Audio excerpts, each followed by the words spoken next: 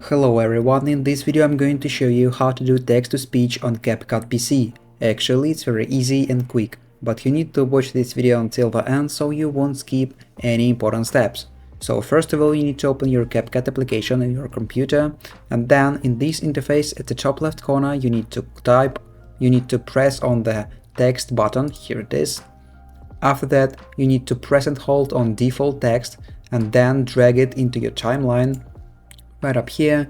After that, you will see this interface, and then you need to type anything you want, for example, hello.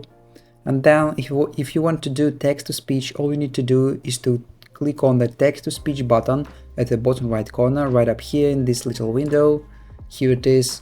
After that, you will see a lot of different voices you can choose, for example, flurry, Hello. or energetic male.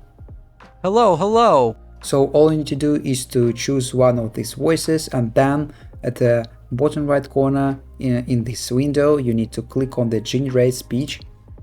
Here it is.